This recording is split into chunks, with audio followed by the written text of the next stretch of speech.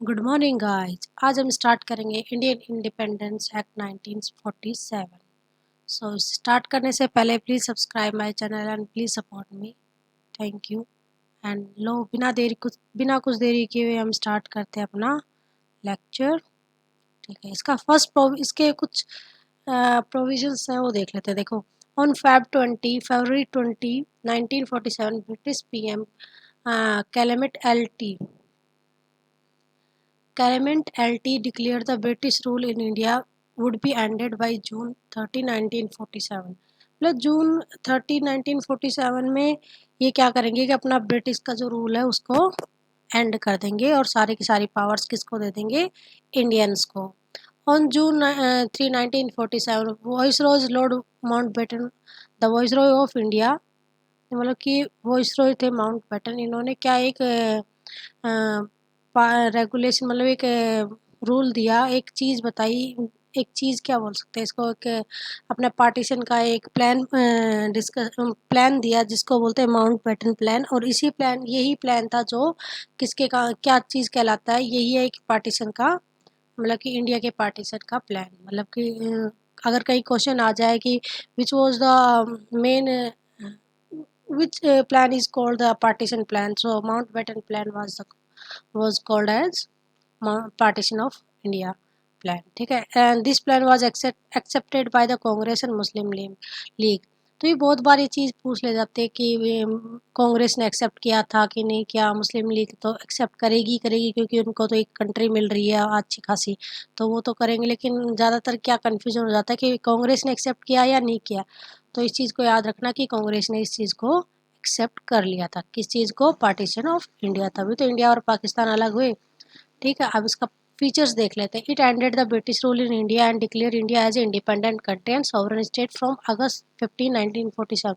ये क्वेश्चन बनता है, बहुत बार मैंने किया है सॉल्व, कि इंडिया कब सॉवरन बना था। इंडियन बोल देंगे कि इंडिया 1950 में बना, जब उनका प्लान बना तब बना, या फिर पहले मतलब कि जब क्या बोलते हैं ना 47, मतलब बहुत सारी क्वेश्चन आता है। 51 में बना, कॉन्स्टिट्यूशन बना था तब सॉवरन बना। तो ये चीज़ याद रखना ना, इंडिया सॉवरन कब बन गया था, 1947 15 अगस्त को। ठीक है, बट एक और चीज़ याद रख लेना, क्योंकि सोवरन का मतलब क्या होता है? सोवरन का मतलब ये होता है कि अपनी जो कंट्री है वो खुद के डिसीजंस खुद ले सकती है, किसी के प्रेशर में आके कोई मतलब वो नहीं करता, अपने मतलब वो अपने फैसले खुद लेने के लिए सक्षम है। इसका मतलब ये होता है, मेन चीज़ ये ध्यान रखना। It provided for the partition of India and creation of two independent dominions of India and Pakistan with the right to succeed from the British Commonwealth. मतलब कि इस एक्ट के थ्रू 1947 का जो एक्ट है, इंडियन इंडिपेंडेंस एक्ट, इस act के through India में मतलब कि इंडिया का पार्टीशन हो जाएगा और दो डोमिनियंस बन जाएंगे, दो डोमिनियन कंट्री बन जाएंगी, इंडिया और पाकिस्तान। और ये अबोलिश करेगा तो वो office of viceroy and provide the each dominion, मतलब कि ये ऑफिस ऑफ मतलब कि वॉइसरॉय का जो ऑफिस है उसको अबोलिश कर देगा और दोनों कंट्रीज के लिए अलग अलग से क्या बना देगा, अपने अपने डोमिनियन, अपने अपने मतलब कि कानून बनाने के लिए, कॉन्स्टिट्यूशन असेंबली वगैरह उनके लिए इनको अलाउ कर देते हैं। ये अगले पॉइंट में लिखा हुआ, it empowers the constitution assembly for the two dominion to frame and adopted by the constitution of the their respective nation. मतलब दोनों कंट्रियों को इन्होंने अलाउ कर दिया कि अपनी अपनी कॉन्स्टिट्यूशन असेंबली बनाओ और अपने अपने रूल्स रेगुलेशन बनाओ तुम्हारे मतलब कि सोसाइटी के अकॉर्डिंग। और उनको ये चीज़ कभी मतलब इसके बीच में गवर्नमेंट या मतलब ब्रिटिश गवर्नमेंट अब एंटर नहीं करेगी, मतलब ब्रिटिश गवर्नमेंट का कोई रोल नहीं होगा। ब्रिटिश गवर्नमेंट अपना पल्ला झाड़ रही है सब चीज़ों से। ठीक है, इट अबॉलिश ये हो गया। It granted the freedom to the princely state. जो प्रिंसली स्टेट थी, जो कौन थी प्रिंसली स्टेट, जो इंडिया के जो राजा महाराज थे, उनको इन्होंने क्या कर दिया कि आइदर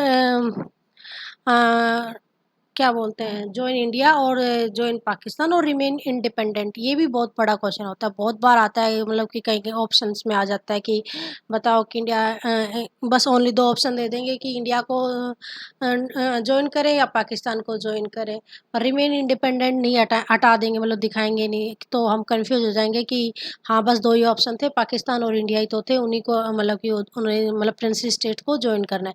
बट क्या था कि प्रिंसली स्टेट के पास तीन ऑप्शंस थे। ठीक है, ये याद रख लेना, या तो इंडिया को ज्वाइन करे या पाकिस्तान को ज्वाइन करे या फिर रिमेन इंडिपेंडेंट, ठीक है। It deprive the British monarch of his right to veto and ask for the reservation certain bill for its approval. मतलब कि जो वीटो पावर दे रखी थी ब्रिटिश मोनार्क को कि वो वीटो लगा देगा, कोई बिल पास नहीं होने देगा। जैसे कोई भी मान लो कि मनी बिल मान लो, तो उसने वीटो लगा दिया, उस टाइम की बात करें, अभी की बात सिनेरियो लगा तो वो मनी बिल पास नहीं होगा। या फिर कोई लॉ बनाया गया है उसमें उसने वीटो लगा दिया तो वो लॉ नहीं बनेगा। जैसे इस टाइम पे प्रेसिडेंट अगर अपना वीटो पावर यूज़ कर लेता है तो बहुत सारे लॉ ऐसे होते हैं कि जो सस्पेंडेड मोड में पड़े रहते हैं, पॉकेट वीटो, मतलब बहुत सारी, ये तो बाद में पड़ेंगे, पहले यहाँ पे इतना ही देखते हैं, ठीक है।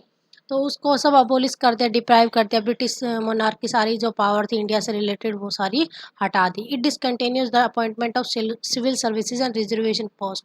मतलब कि जो सेक्रेटरी ऑफ इंडिया था जो ब्रिटेन में था, वो अलाउ करता था कुछ रिजर्वेशन, कुछ उनके ऑफिसर्स के लिए, ब्रिटिशर्स के लिए, और उनके लिए रिजर्वेशन था और उनको अपॉइंट करने की उसके पास पावर थी, वो भी इन्होंने क्या कर दी, अबोलिश कर दी उसको। मतलब अब उसके पास कोई पावर नहीं होगी।